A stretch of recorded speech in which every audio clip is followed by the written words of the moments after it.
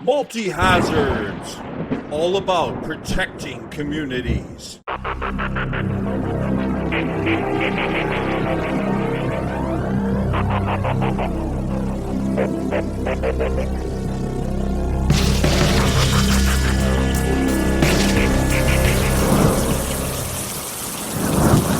Can our response to disasters make things worse? How is it that our attempts to reduce risk or build back better mostly exacerbate social inequalities? And what can we do about it? Join Dr. Gonzalo Lizarralde as he shares his new book, Unnatural Disasters: Why Most Responses to Risk and Climate Change Fail, but Some Succeed. Have a listen. Hello, dear listeners. This episode is where I have a great conversation with Dr. Gonzalo Lizarralde. But first, let's give a territorial acknowledgement. We work, study, and live in a region south of the Stalo, aka Fraser River, which overlaps with the unceded, traditional, and ancestral lands of the Kwantlen, Musqueam, Katsi, Semiahmoo, Tsawwassen, Kikite, and Quiquitlam peoples. These are the names of the First Nations groups who have inhabited this land since time immemorial. This land near me, also known as Greater Vancouver, here on the west coast of Canada. So my guest for today is Dr. Gonzalo Lizarralde. He is a professor at the University of Montreal, where he holds the Fayol McGill Construction Chair in Architecture, Built Environment and Sustainability. He is the director of the Canadian Disaster Resilience and Sustainable Reconstruction Research Alliance. His books include The Invisible Houses, Rethinking and Designing Low-Cost Housing in Developing Countries in 2014, and his latest book, Unnatural Disasters: Why Most Responses to Risk and Climate Change Fail, but Some Succeed, was published by Columbia University Press in 2021, and I will read out a description of this book called Unnatural Disasters. Storms, floods, fires, tsunamis, earthquakes, tornadoes, and other disasters seem not only more frequent, but also closer to home. As the world faces this onslaught, we have placed our faith in sustainable development, which promises that we can survive and even thrive in the face of climate change and other risks. Yet while claiming to go green, we have instead created new risks, continued to degrade nature, and failed to halt global warming. Unnatural Disasters offers a new perspective on our most pressing environmental and social challenges, revealing the gaps between abstract concepts like sustainability, resilience, and innovation, and the real-world experiences of the people living at risk. Gonzalo Lizarralde explains how the causes of disasters are not natural, but all too human: inequality, segregation, marginalization, colonialism, neoliberalism, racism, and unrestrained capitalism. He tells the stories of Latin American migrants, Haitian earthquake survivors, Canadian climate activists, African slum dwellers, and other people resisting social and environmental injustices around the world. Lizarralde shows that most reconstruction and risk reduction efforts exacerbate social inequalities. Some responses do produce meaningful changes, but they are rarely the ones powerful leaders have in mind. This book reveals how disasters have become both the causes and consequences of today's most urgent challenges and proposes achievable solutions to save a planet at risk, emphasizing the power citizens hold to change the current state of affairs. And so this podcast will focus on Unnatural Disasters, this wonderful book which I have just finished reading. Now let's move on. Without further ado, let's get to the interview. So hi everybody, this is another episode of Multi-Hazards, and I'm very thrilled to have Dr. Gonzalo Lizarralde, and he's from University of Montreal on the other side of Canada. And hi Gonzalo, how are you doing today? Hello, Van. Thank you for your invitation. Very well. Okay, excellent. Now, I'm wondering, Gonzalo, it's been a very unnerving pandemic, and it's been a year and a half. And where I live, we're going into the fourth wave, and we can see the numbers like going up every day, like 50 or 100 more each day. And it's like, is this thing ever going to end? And plus, there's a lot of other challenges. I think Montreal has some challenges. Like we had our heat wave, we had wildfire smoke, and it gets kind of tiring after a while. But that's the new abnormal, as some people call it. So I'm wondering how you and the people around you, Gonzalo, have been coping during this pandemic and everything else. Well, thank you. Thank you for asking. It has been challenging. Working from home when you teach graduate students, for example, is very difficult. So at the university, we're trying to accommodate, we're trying to do our best, but it's always difficult to teach and conduct architecture studios, for example, from home. It's challenging. But something that has revealed this pandemic also is that there are interesting connections between the way we live and the impact of the pandemic, right? So this pandemic has not affected all in the same way. And the way we live, with the place where we live and the living conditions we have an influence in how much the pandemic can affect us. In our province in Quebec, and it probably is the case in other places in Canada, the elderly have suffered much more than any other group, and particularly people living in buildings, social housing, and what we call here CHSLD, which are the nursery homes were managed by the state or by private sectors, but with funding from the state. And we have realized that elderly people living in those places were particularly at risk and were particularly hit. So again, it's a reminder that disasters do not affect everybody in the same way, and the way we live and the way we build our cities have an impact on how we build the risks to hazards. Right, exactly. Yeah, and we had over 500 people die in the heat wave a month ago.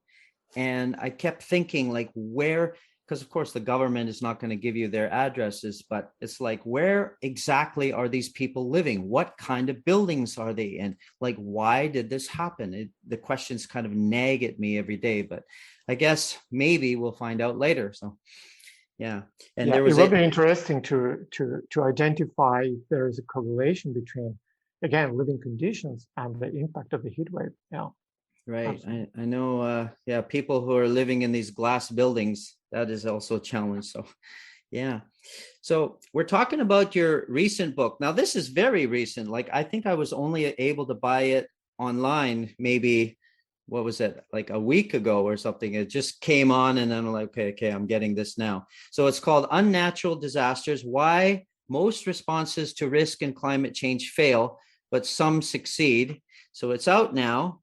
And actually, I just finished reading it. And it's funny because when you read it on Amazon Kindle, they give you like 4 colors for highlighting. So I kept, I was highlighting too much. So I was like doing yellow and then blue and then orange. So it was getting too much. Like, that was my problem when I was in university before too. You highlight everything and that means nothing is special anymore. But anyways, I really enjoyed it. And but it was really deep. It wasn't something you could just kind of speed read. It's something you have to pause and think about. So I really appreciate it. So I'm wondering, what would you say that Unnatural Disasters is in a nutshell?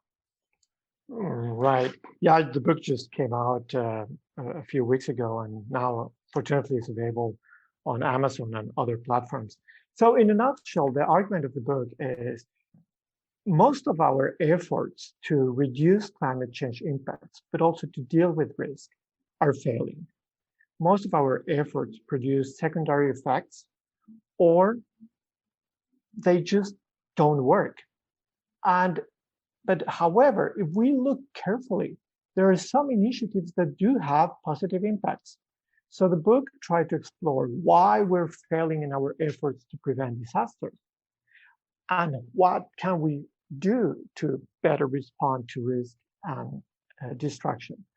So the book reveals how some bottom-up local initiatives sometimes work, and sometimes work even better than government-funded initiatives, for example. So that is basically what the book is about. It's about revealing what are the causes and the consequences of disasters and how we can better deal with them, and particularly today in times of climate change. Right. Now, I think it's one of the promotions for your book. You had a sentence there. You said corruption, stupidity, elitism, naivety, ignorance, inattention, racism, colonialism, personal vendettas, and a sense of superiority all feature prominently in risk creation and the disaster management industry. And I thought, wow, that was powerful. How long did it take you to come up with that sentence? So I wonder if you could elaborate on that. Yes, the thing is that very often we tend to oversimplify the problem of disasters and risk. We tend to assume, for example, that it's a problem of having the right technology to respond to people who lost their homes. We tend to think that it's about developing a new technology that would produce less pollution. We tend to believe that it's a matter of building houses quicker. But at the end of the day, when we start digging deeper, we find that there are structural causes that lead to vulnerabilities and lead to exposure to hazards that are deeply rooted in the way we live, in the way our system and our political and social system operate. So the book is about digging deeper and try to see what are those factors that at the end of the day cause these vulnerabilities. And this is where issues of corruption, elitism, ignorance, sometimes inattention, sometimes racism come into play. Those are structural problems in the way our societies operate that lead to the creation of vulnerabilities and exposure to risk that ultimately lead to disasters. So it's about digging deeper and trying to ask, why is this happening? And what can we do in order to prevent it? And in doing that exercise, what we find is that there is no simple answer. It's very often it's the combination of structural factors that create these vulnerabilities. When we realize that, we also realize that building houses very quickly is perhaps not the right solution. That's not where the problem lies. Or introducing a new technology for construction is not where the problem lies. We need to go deeper to understand those structural factors and avoid oversimplifications. But unfortunately, this field is still full of agencies, organizations, and professionals who would like to try to simplify the problem. But by simplifying the problem, we're only avoiding dealing with the real causes of problems. Right, exactly. And problems are so complicated. Yeah.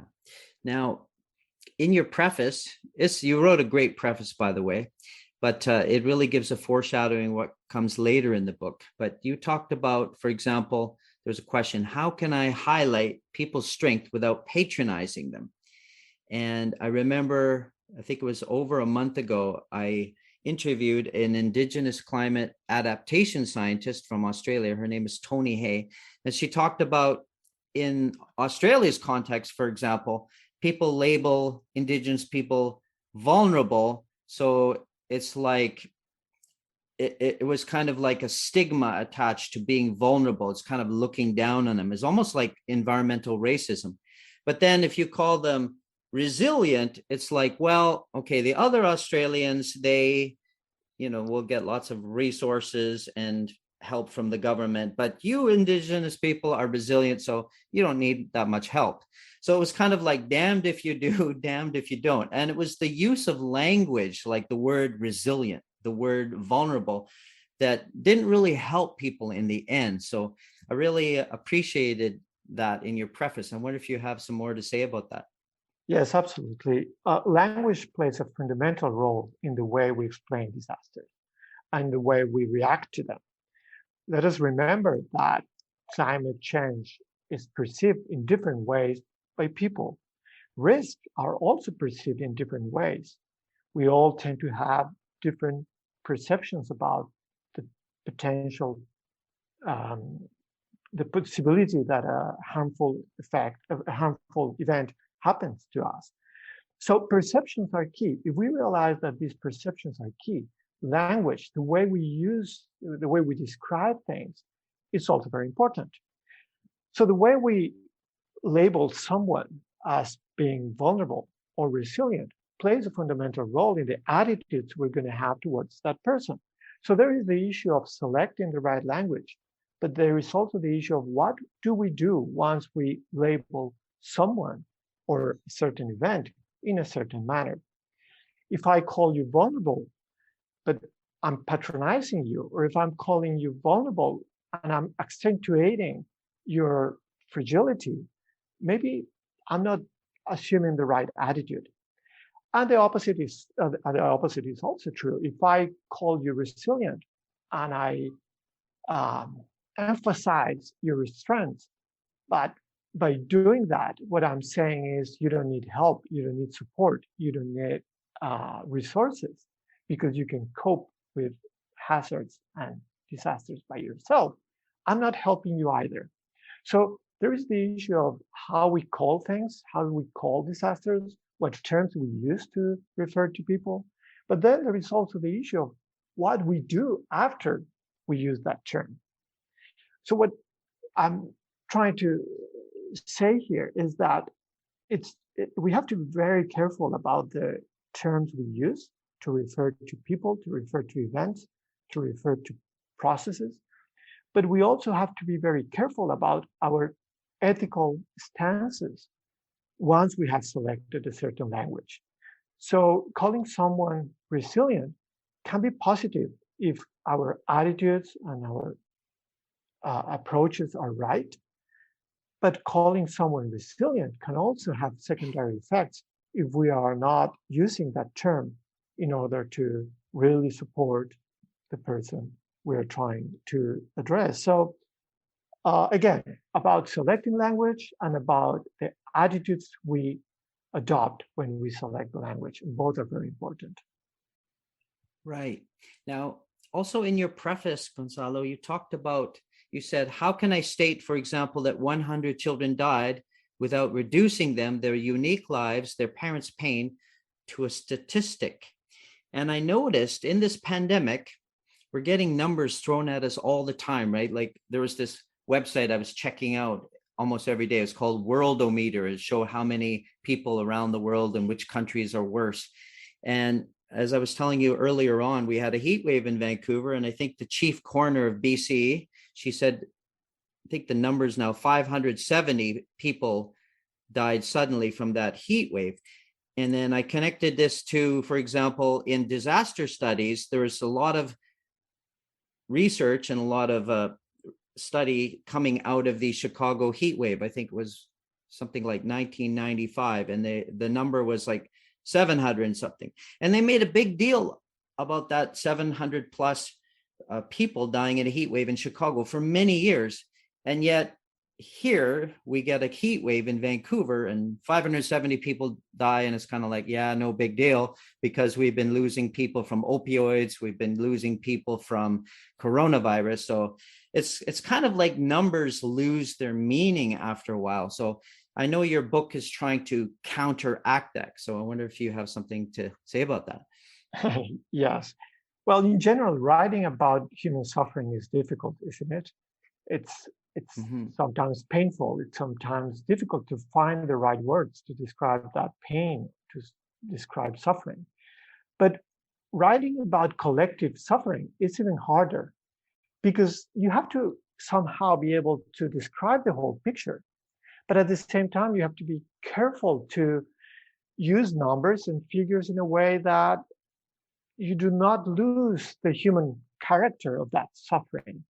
So how do we talk about the fact that the earthquake in Haiti in 2010 killed more than 200,000 people? But at the same time, how do we capture the particular narratives of people who suffer from that and their particular circumstances and their suffering?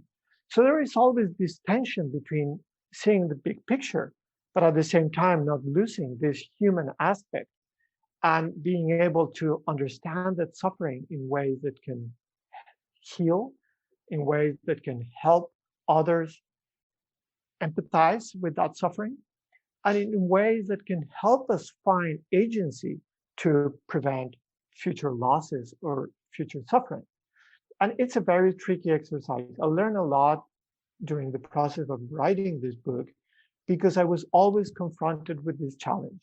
How do I describe a disaster that kills thousands of people? And how do I, at the same time, capture the human essence of that suffering and without becoming anecdotic? So it's a tricky balance. I learned a lot. I enjoyed a lot writing about this, but I recognize how difficult it is. It's always a huge challenge.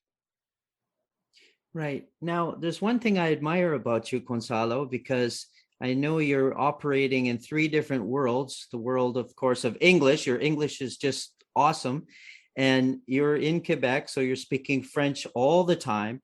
But I believe you grew up in Latin America in a Spanish environment. So you're operating, it seems like at full capacity in three different linguistic and cultural worlds, which I find is quite amazing. And then, of course, being from Latin America, you can really have a different perspective on the global South because, of course, there's this tension and history between the global North and the global South, as we say it. So I'm just wondering how experiencing these three plus different worlds, how has it affected the message that you wrote in Unnatural Disasters and the work that you do? Well, thank you for your compliment about my English. I'm not sure it's that good, but anyway, there is the issue of language, and it certainly has helped us reveal differences and cultural differences that shed light on the way we react to disasters. But there is the issue of culture. So let's start with language. Language is key again. The way we describe an event is sometimes related to cosmology. It's sometimes related to cultural practices, sometimes related to attitudes and behaviors that have meaning in a certain space, right? Let's take one example. We tend to think in English about adaptation to climate change as a capacity. We tend to think about adaptation as the development of skills and knowledge and resources that can help us better deal with a hazard. But then when I start talking with people in Latin America, in my home country in Colombia or in Cuba or in Chile, I realize that they're using adaptation to climate change not so much as a way of developing capacity, but they're using that term in the way of revealing attitudes towards risk. So for them, adapting to climate change is less of a capacity, and it's more of an attitude. How do I face risk? What do I do when I'm confronted with damage? What do I do when I'm confronted with suffering? So for many Spanish speakers, particularly in Latin America, there is a huge component of attitudes and behaviors that is related to the idea of adaptation that perhaps in English has a different tone.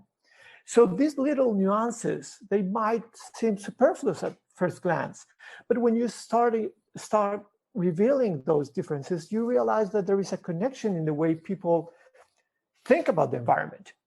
If you think about the environment, not so much in terms of knowledge or resources you need to gain, but in terms of what your attitude towards nature and the built environment is, it changes the way you react to a hazard.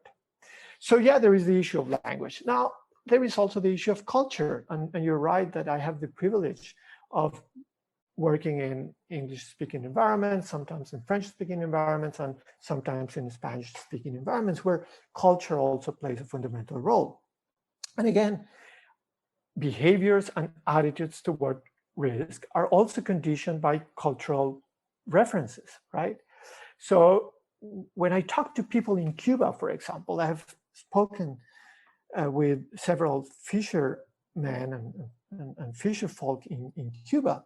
They have cultural references about living close to the sea that are difficult to understand in other contexts. They have lived for generations close to the sea, and their livelihoods depend on that connection with the sea. But it's not only an economic problem, it's also a connection that goes beyond livelihoods. It's also about psychological connections with water, for example. And that's very cultural. So the way fisher folk think about the sea, the ocean in Cuba, in coastal communities in Cuba, is very different from the way, for example, a Montrealer will think about sea level rise. If I talk to people in Montreal, perhaps many people will think about sea level rise as a physical phenomena. Whereas for these fisher folk in Cuba, sea level rise is about of dealing every day with challenges that have to do with at what time he wakes up to go for fishing. It has to do with how he will accommodate furniture in his home in case water comes in. It's a different perspective of the same phenomena, right?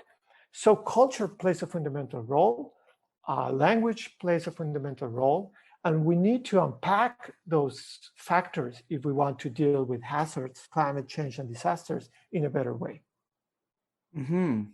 That's excellent. Now, in chapter 1 of your book, you talk about journalist and activist Naomi Klein's theme of disaster capitalism. And I remember it was like maybe 5 years ago, I got the audio book, I was listening to it, The Shock Doctrine. And it was shocking just listening to that. And now it seems like, and I thought before, Naomi should actually update this, right? This is because it's always changing every decade. Maybe she should reissue it. But in a way, you've done it here related to disaster risk reduction. So I'm just wondering, how have you used this theme of disaster capitalism and the shock doctrine in your book, Unnatural Disasters? Yes, Naomi Klein updated part of his argument in another book called This Changes Everything. And then he did it in another one called On Fire. So this is kind of a trilogy of books where Naomi Klein has been advancing this argument that disasters are spaces and moments in history where it is possible to advance savage capitalism ideas, right? These are opportunities to advance neoliberal policy. These are opportunities where economic and political elites take advantage of the fact that people are disturbed by the event and are affected by the event to advance certain capitalism, particularly savage capitalism policies. It is true. It is certainly true. And what Naomi Klein, for example, found in Puerto Rico or in Chile or in other places are also patterns that I have found in Colombia, in El Salvador, in Honduras, in Chile, in other places of the world, in South Africa and other places in the world. So in a way, my research confirms some of the arguments that Naomi Klein was advancing in this trilogy, in these 3 books. But working from people on the ground, I have also found that not everything can be explained by the idea that there is this neoliberal agenda determining how people react to risk and disasters. It certainly plays a fundamental role, but there are also other issues. There are issues of corruption, there are issues of racism, there are issues of imperialism, there are issues of tribalism. There are many other factors that also play a role. So yes, the search for power, economic and political power, is kind of an umbrella of that covers many of the responses to disasters and risk. But there are, at the local level, other aspects that also play a fundamental role. I talked about personal vendettas, for example, between politicians. They're not necessarily related to savage capitalism. Sometimes they are, but sometimes it's more about personal disputes, and sometimes about plain corruption, and sometimes it's about cronyism, and sometimes it's about search for economic interest or search for revenge after political elections. So there are many factors that also play a role in the way we respond to disasters. So what I've tried to do here is to complement Naomi Klein's argument about savage capitalism playing a crucial role and complement it with other aspects that I have found in empirical research, particularly in Latin America and the Caribbean. Okay. Now I'm wondering, how does European imperialism from the past and then today's Western neoliberalism play into all of this in many countries? Yeah, you probably remember, I'm sure you remember a couple of years ago when this caravan of Central Americans walked through Mexico and arrived in Texas, and President Trump at that time sent the army to repel the caravan. And you probably remember also that at least 2 children died and they were retained. And well, this horror that happened in the what we call the border crisis in the US. When that crisis happened, we thought about the problems in Central America that are pushing all these migrants to go through this torment and eventually arrive at the US border. And we were trying to make sense of that. And we thought about poverty and we thought about violence. Many observers also realized that there are issues of drug trafficking that play a fundamental role in crime in Central America. But something that was often overlooked was also the role of neoliberal policy in Central America. So in order to respond to your question, we have to be very careful to track down these processes in history. And when we do that, we realize that neoliberal policy implemented during the 80s and 90s, and a little bit also in the beginning of the century, has played a fundamental role in reducing the capacity of countries in the global south to deal with housing, to deal with infrastructure, to create a social welfare. Neoliberal policy pushed by the United States and European countries in many parts of the global south have led national governments to dismantle national programs, to reduce the size of the state, to transfer services and infrastructure development to the private sector, to reduce the size of government agencies, to reduce the size of municipalities, to reduce the staff in municipalities. What have been the consequences of that? The consequences of that is that small cities like El Salvador, the capital of San Salvador, the capital of El Salvador, or the small city of Choluteca in Honduras. These are cities that when I visited them after Hurricane Mitch, didn't have the capacity to deal with housing.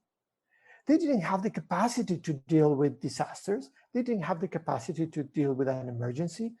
Following neoliberal policies from the 80s and the 90s, the government in El Salvador, in Honduras, in Haiti, dismantled public programs. They eliminated ministries of housing. They also reduced to the minimum the public and governmental agencies that were dealing with risk, with housing, with infrastructure. So when disasters happened, for example, in Nicaragua, El Salvador, Honduras, and Haiti, what we found is a major crisis, but with a void of institutional support. There were no institutions with the capacity to deal with those problems. And this certainly accentuated the aftermath of those hazards and created eventually the disasters that we know happened during those years. So it is very important that we understand that there are these root causes of vulnerability that sometimes are related to classic European imperialism, but more recently related also to neoliberal policy that has been pushed in the global south. If we continue dismantling the institutions that can take care of the most vulnerable, at one moment we're going to face a disaster.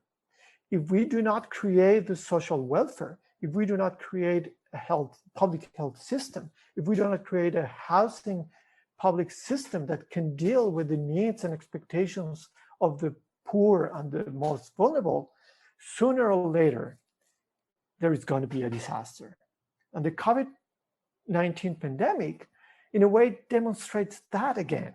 If we do not have these welfare conditions, if we do not have proper living conditions for the poor and for the most vulnerable, they are going to be most affected by pandemics. They're going to be most affected by hurricanes. They're going to be most affected by earthquakes and other hazards. Right, right. Now, as I was reading your book, it's like I had a bunch of balloons in front of me, and the book was kind of like popping each balloon, because for the last 3 years, for example, I've been thinking about climate adaptation a lot and disaster risk reduction, and been trying to study all the people who are involved in it. But then in your preface in the end of chapter 1, you said that a lot of the scholars and practitioners who are dealing with climate adaptation or disaster risk reduction, they're actually, maybe knowingly or unintentionally, they're contributing to this disaster capitalism. And that kind of shocked me, right? So I'm just wondering what's happening here. It is a shocking argument. It is at least surprising, and it's a difficult argument to explain in a few words. But let me try this. Since the 1980s, we have been sold the idea that sustainable development is the way forward.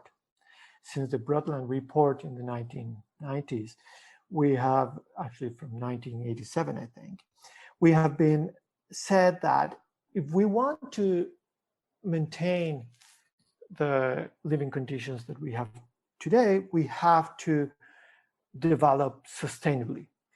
And also, we have to be resilient to hazards. So the argument of sustainability has been always combined with this argument about maintaining the status quo. We need to maintain economic activities. We need to maintain production. We need to maintain consumption. We need to maintain the economic infrastructure that allows us to have these standards of living we have today.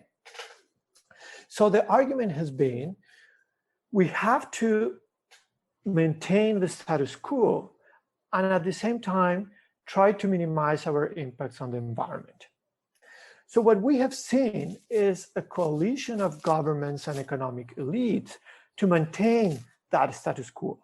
We have seen a coalition of political and economic powers that will sell us the idea that if we recycle a little bit more, then we're going to be okay. So we can keep buying things and we can keep consumption and we can keep traveling and we can keep buying more and more stuff and building larger homes, as long as we recycle a little bit or ban plastic straws in Starbucks or change our bottle of water for something else, we're going to be okay, right? Well, what we have realized 30 years later is that it's not true. We are not okay.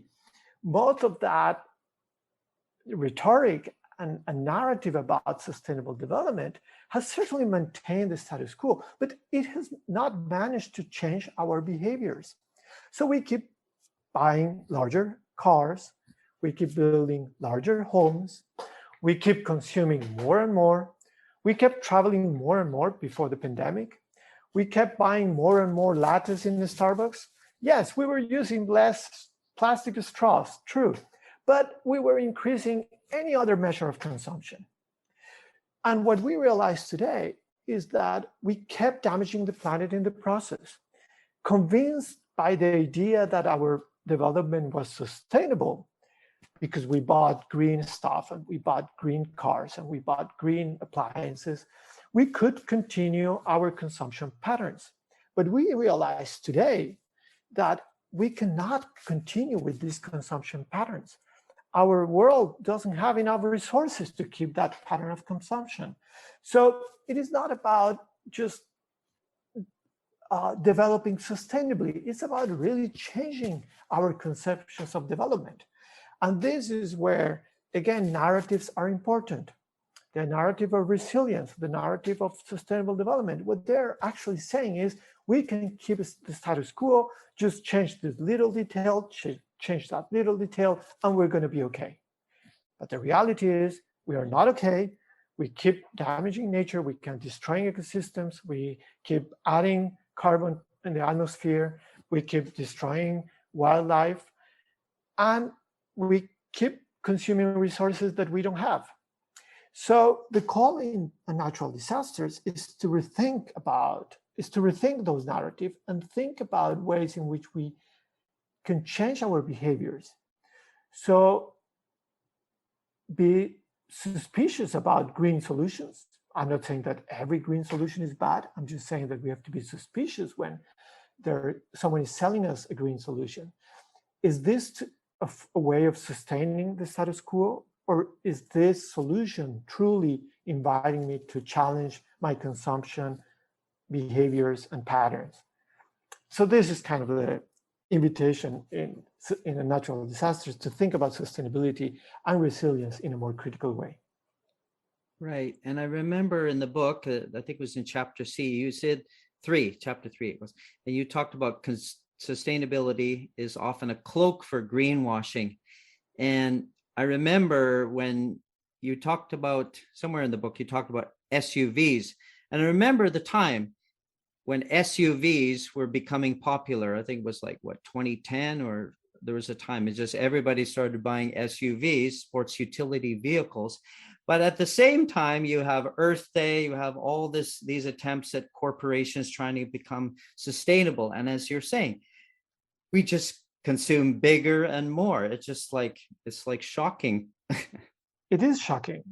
Homes in Canada have been growing for the past 20 years. The average size of homes in Canada have been growing for the past 20 years.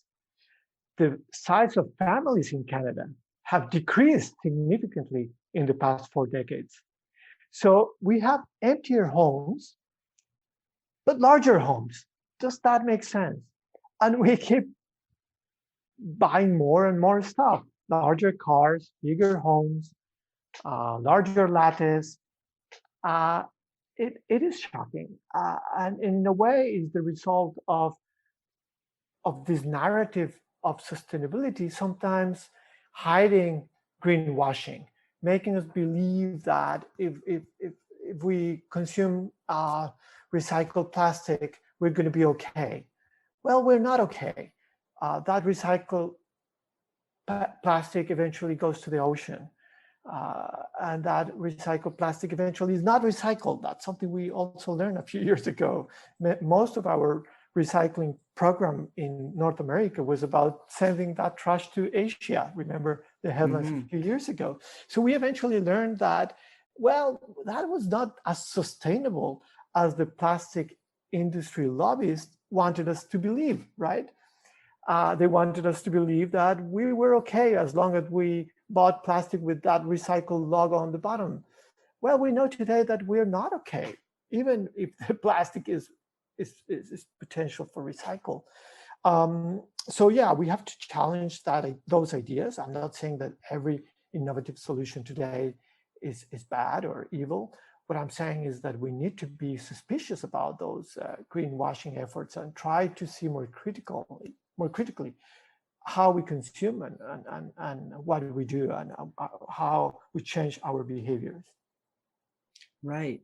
Now, in the book also, you talk quite a bit about post-disaster change and as well as environmental protection, risk reduction and reconstruction. And you say these things are always political. And I remember, for example, I think it was like 3 or 4 years ago, there was a town in British Columbia called Grand Forks, and the downtown of this little town got wiped out in a flood. And then I was in an emergency management conference in 2018, and then there was this government spokesperson, and she started talking about Build Back Better. And I think I was like drinking some water. I think I was going to spit it out when I heard her say the word Build Back Better, because it was my first time in 2018. And they had just been talking for 1 hour about how the flood was so bad and the emergency operations center, and they were trying to coordinate things, and it was so stressful and everything was wiped out. And then the spokesperson said, Build Back Better. And I just thought that is so inappropriate to even talk like that. What do you mean? They're lucky to get half of what they had before. Now you're talking about build back better. So it seemed to be political, as you say. So I wonder if you can tell us some more about that. Yeah, the idea of building back better existed before, as you mentioned, but it became very popular after the 2010 earthquake in Haiti, the earthquake that destroyed Port-au-Prince, the capital of Haiti. At that time, the Clinton Foundation is the philanthropic agency of the Clinton family in the US, decided to launch a program called Building Back Better in Haiti.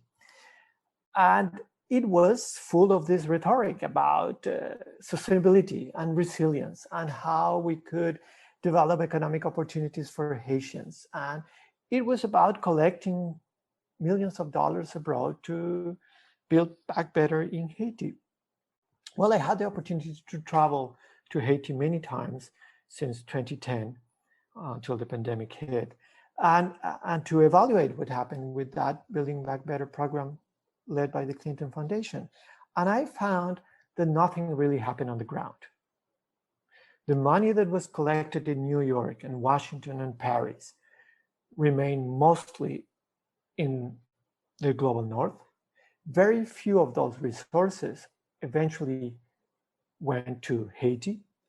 Very a small fraction of the resources that went to Haiti went to the government. The majority went to private companies. The government was very often not involved.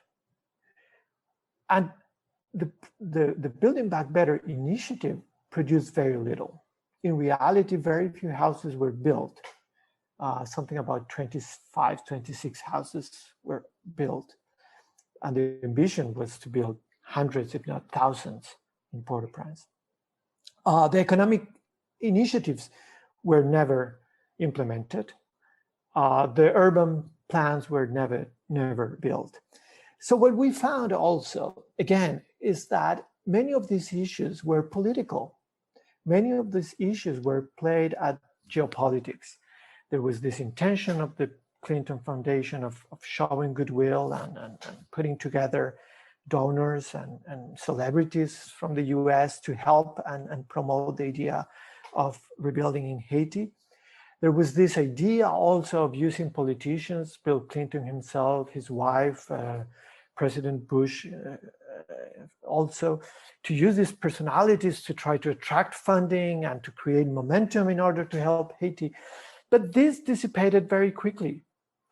This was launched with lots of fanfare and noise and in a spectacular way, but there was no momentum. The agencies did not remain in Haiti long enough to produce implementation.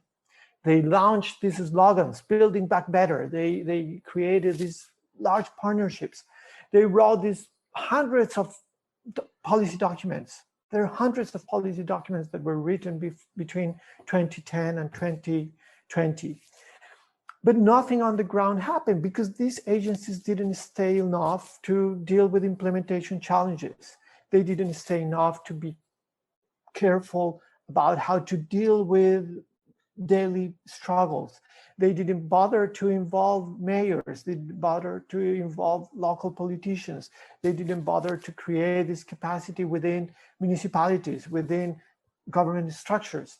So what happened is that a few companies from abroad came, used the resources, built a couple of things here and there, and left 5-7 years after the disaster.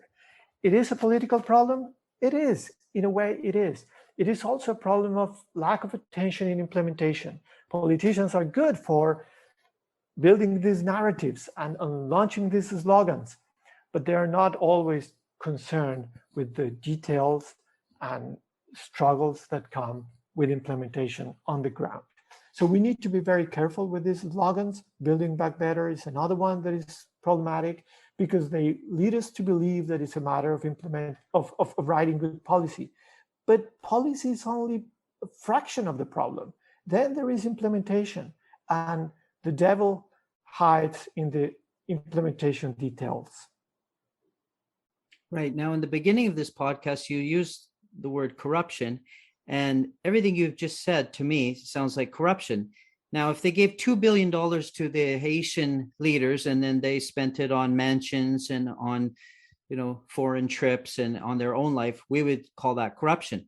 But if Westerners give a few billion, but at the end, the money doesn't come into the hands of Haitians, I would say that's another kind of corruption. It's just high level corruption, wouldn't you say? Absolutely. Yeah. And that's exactly what happened with most of the donations collected in the US. A fraction of that money actually went to beneficiaries in Haiti, and most of it remained within construction companies or suppliers that operate in the US. So it is a way of corruption, absolutely. It is related with this idea that we need to shortcut governments in the global south because they're corrupt. So we need to shortcut them and invest with multinationals and put the money on transnational companies that are going to be more efficient, are going to be able to build faster and have the capacity to build. Right. Well, what happens is that if you do not create this local capacity within government, when those companies are gone, you have nothing left at the end. So it is another way of corruption. You're right on that. Right. So there's another point I'd like to make about this is, for example, I had a guest called Vincent B. Davis, and he's an African-American emergency manager. And he talked about emergency kits. He said, in emergency management for the last 20 years, everybody go and buy and make this $200 plus emergency kit. But he said nobody's actually bothered, as far as he could see, to go out and study the results. Number one, have people bought these? Have they made these emergency kits? And number two, do they actually work when a disaster happens? So I think in your book, you were saying the same thing. It's not really all the talk and all the glitter and the pageantry at the beginning of announcing an initiative, but it's the end results that scholars can go in and study, say 5-10 years later, and see, this initiative actually worked, or it didn't work. So am I right about that? You're absolutely right.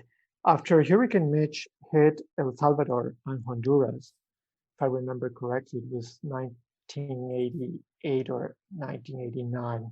I don't remember the exact date, but it caused massive destruction in Central America. Hurricane Mitch was one of the worst disasters in Central America in recent history. When that disaster happened, the city of Choluteca was badly hit. A small city in Honduras called Choluteca, badly hit. It was flooded, a historical city, half of it destroyed. Most of the people affected by that flooding were people living in informal settlements close to the river Choluteca, that gives the name to the town, right? When international agencies came to Honduras to help, they decided to build houses, and they built a town called Nueva Choluteca. They built 2,000 houses, and again, fanfare, and they were cutting ribbons and showing in TV shows and reports how beautiful these 2,000 houses were. And a model city was built called Nueva Choluteca, the new Choluteca of the future, right? Well, we went 4 years later to see what had happened with those houses. And what we found was that many of the people who received those houses had returned to old Choluteca to live in the slums they were affected in the first place. Many of those houses were ill prepared to deal with the climatic conditions in Choluteca. It's very, very hot in Choluteca. They didn't have infrastructure. There were no schools. There were no parks. The NGOs concentrated on building these flashy houses that could be shown in pictures and made videos about it. But they didn't care about all these other aspects that are crucial for people to live there. There were no jobs in Nueva Choluteca. There were no schools. There were no sport activities. There was nothing for people to stay there. So they returned back. So this is kind of the emergency kit solution you're pointing at. Sometimes we tend to think about technical solutions and implement those technical solutions very quickly, thinking that that's going to solve the problem. Well, they don't, because it's very often way more complex than that. You need to create those conditions, living conditions where people can develop economic activities, where they can produce livelihoods, where children can go to school, where they are safe and protected. And that often doesn't happen because we tend to concentrate on a small fraction of the whole problem. The emergency kit, the temporary houses, the emergency water tanks, and things like that.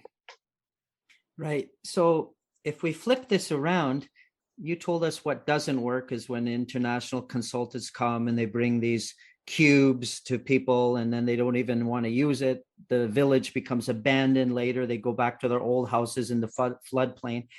But then I think it was the city of Medellin in Colombia. You give a success story where the government gave like a half a building or half a house. They said, okay, we don't have money, but we're going to give you, it was something like 40 square feet. And then over the next few years, you build the rest. So they had this display house just to give people ideas and maybe they could buy bits and pieces. But it seemed to work after because it was more of a bottom up approach. What if you could talk about that? Absolutely. What we have found in our empirical research is that in those places where institutions are strong, there are more chances of succeeding. The strength of institutions, the capacity that local institutions have, is one of the most critical components of the whole thing. I talked about cases in Central America where municipalities were ill-staffed, where they didn't have the capacity, where there were not enough agencies and institutions to deal with housing and infrastructure. Well, the opposite is true. In places where there are institutions with proper capacity, with professionals, with proper technicians, with skillful technocrats, those institutions are able to respond better. They're able to prevent disasters. They're able to reconstruct after disasters. So what we found in a few cases in Colombia, but this is also a pattern we found in Cuba, it's also a pattern we have found in India, this is also a pattern we have found in South Africa, is that there are some cases in which there are strong institutions, and these strong institutions are capable of creating the conditions for recovery or to prevent disasters. So it takes municipalities that have proper planning offices. It takes NGOs, local NGOs who have resources and capacity. It takes also government agencies that have these capacities to deal with it. The example you're pointing out, it's very interesting. This is a municipality in Colombia that didn't have much money, but had a planning office staffed with pertinent professionals. And they came out with the idea of building half houses and building infrastructure, basic infrastructure and half houses, and created this social contract with beneficiaries where they said, we're going to give you half of your house, we're going to give you infrastructure, and we're going to support you so you can finish your house later. Great success. It happened in a city called Facatativá, and it also happened in the rural area of Antioquia. It is also one of the best examples of reconstruction in the world. It happened in the province of Gujarat in India after the Gujarat earthquake. Again, strong institutions that establish new social contracts with beneficiaries, where they see beneficiaries and citizens as partners in the solution, where they involve the private sector, where they involve NGOs. But these are institutions that didn't refrain from their responsibilities. These are public institutions that assume the role, that assume a leading role, involve other partners, including citizens themselves, to collaborate, but always maintaining this vision and supporting institutions, regulating conditions, creating the environment so stakeholders can work together. And the opposite is true. If you don't have these institutions, it's a wild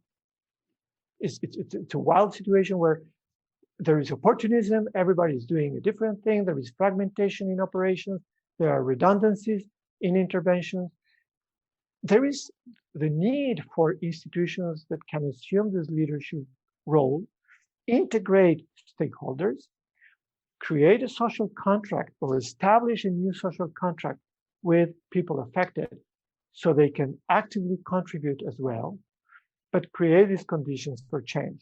It takes strong institutions, it takes partnerships, it takes the involvement of the private sector and NGOs, but it takes capacity, and we have to build that capacity so it happens. And we should be careful when neoliberal policy invites governments and institutions to reduce staff and cut here and cut there and reduce the budget, because at the end of the day, what we're doing is we're eroding the institutions that one day will have to deal with hazards and destruction. Right. And I think going back to Naomi Klein's thesis about disaster capitalism, now you're using the word neoliberal, and I know that some people could say conservative or right wing, or maybe they even say libertarian, and let me say too, and I'm sure you are aware of this and you put this in your book, Gonzalo, is that the center and the left, they do the same thing, where government ends up small, they call small government, and then who fills the gap? It's not the people in grassroots, because they don't necessarily have the expertise and the resources, but it's corporations. But then on the other hand, corporations are there to make a profit. So if they're not making a profit, they go bye-bye. So it's like, I think that's kind of what you were talking about, how to have good governance there and grassroots or bottom-up approaches. You can't just do this thing where the profit motive is the most important thing. It has to take a back burner. Yeah, we saw that case in Italy after the earthquake in L'Aquila. We saw that pattern in Christchurch, New Zealand, after the earthquake that destroyed the city. And we also, in a way, saw a similar pattern in Toronto a few years ago. Cases in which government gets reduced to the minimum. And as you rightly said, who comes to fill the gap? Corporations. That happened in Italy, that happened in Christchurch, New Zealand, and in a way that also happened in Toronto a few years ago, where we tend to think that these corporations will be more efficient and they will bring international resources and they will attract investors and they will come with innovative solutions. So we rely on those institutions to fill the gap. But what we find also in these cases is that you already mentioned that they're looking for profit. So when profits are not there, they will leave. They will not stay to take care of other needs. And the second point is that there is no real profit in dealing with poor people and vulnerable situations. It's rarely the case that dealing with, for example, low-income housing is profitable. It's rarely the case that producing welfare solutions is profitable. So these companies are not really interested in creating those safety nets or dealing with the most vulnerable population. The case I'm referring to in Toronto is the case of the smart city that was announced a few years ago, in which a company of Alphabet, the mother company of Google in the US, was given the mandate to develop a huge part of Toronto waterfront for housing and innovation and producing a model city again. And what we saw when the pandemic hit is that this Alphabet company left immediately after they saw that economic conditions were not good, right? And in a way, it's very sad, because Toronto, the city, Canadian cities have the capacity to deal with public housing. We have done it in Montreal, we have done it in Calgary, we have done it in Toronto in the past. But there was this idea that this international corporation would solve the problem and would build affordable housing and will solve the housing deficit problem of Toronto. Well, it didn't happen, because when international companies saw that there was no profit to do in Toronto, they just simply left. So we have today a larger deficit of local affordable housing in Toronto that we had before. We relied on corporations for 4 or 5 years to solve the problem. They didn't, and now we have a bigger problem. So yes, it's true, and you're right. We have to be that politicians don't sell us the idea that international corporations can fill the gap so easily. Right. Now, Gonzalo, I have to admit, like your book, I could talk for hours. I wish I could, you know, um, our families could go out together, do a bus trip, and we could talk about these things for days. It is it's so rich. But I'm just wondering, like, how has writing this book changed you, and how would you like it to make an impact on other people? Well, it has changed me in many ways. I have realized many mistakes I have done as a disaster practitioner and scholar. I realized that I have overlooked things in the past. I have learned from, I see many issues in a different way today. It was a learning process for me, discovering new things and learning. And the more I talk to people, new ideas come and I learn new things. And so it has been a powerful process of learning, but it has been also a powerful process of empathizing with people, understanding their suffering and feeling that suffering. Sometimes you need to feel it personally. Uh, and it's a way of healing also to try to understand that pain, try to help in the way that you can denounce bad practices and injustices.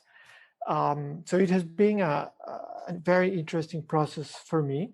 I hope it's going to be for readers also a way of understanding pain, understanding suffering, but also seeing opportunities and also recognizing that we have agency. We can change the current state of affairs. We have that capacity individually and collectively. We have the capacity to change things. If we vote better, we're going to produce change. If we see carefully where we put our money when we're going to donate money, we're going to make a change. If we're careful in the way we support someone, we're going to make a change. If we're careful in the way we consume, if we revise and review the way we consume and buy things and behave, we're going to make a change. So we have to understand the suffering, we have to understand this pain and the consequences and the damage we have imposed on people and ecosystems. But we also have to recognize that we have this capacity to change the current state of affairs. We can change things. We have this agency to move things forward. If we realize that agency, it's powerful, I think, as individuals and as collectivities. We can prevent disasters, create healthier relationships between humans, the built environment, and nature. Right, that's awesome. And I just need to say that this is, I mean, I know I told you I was speed reading this week, but I want to go back, and there's many things that have impacted me. There are other books that you refer to that I want to start looking at and reading about, for example, greenwashing and other topics, and some of your past books. I think it's called The Invisible Houses. And it just kind of opened a door to many other things. So this is kind of this journey that I'm on. And one more thing too, is you said in chapter 6, you talked about preparedness, about money spent in preparedness wins no votes. And you talked about governments, they're not really into preparedness, they're more into recovery and response and recovery because it's kind of sexier, right? And it's good promo. But myself, I don't want to do the response and recovery so much because I'm getting older. I don't have that energy. And I think my mind and my time can be spent better at mitigation and preparedness. So you kind of confirm that. So I want to thank you for that. Well, thank you very much. And I really take you on the idea of the family trip to talk about this. I enjoy the conversation. I hope to keep this dialogue and this conversation not only with you, but with your listeners. Congratulations on your show. Congratulations on the podcast. And I'm sure, and I look forward to continue this discussion, not only with you, but also with your listeners. That's excellent. Now, if there's one last message that you would like to leave ringing in the ears of the audience, what is that? We can do better. We can do better if we realize the agency we have, the capacity we have to change things. We have to be more critical. And if we're more critical about what we do, what we consume, what we buy, where we buy, where we live, how we move around, if we are careful about those behaviors and those attitudes, we're making change. and we have that capacity to produce change, but we have to redress social and environmental injustices that unfortunately still remain. Right. Thank you so much, Gonzalo, for being a guest here on Multi-Hazards, and I hope you have a great week. Thank you very much. Okay, take care. Bye-bye. Bye-bye. And that's it. Wow, this was a powerful conversation with my awesome guest, Dr. Gonzalo Lizarralde. And thank you very much, Gonzalo, for being with me here today at the Multi-Hazards podcast.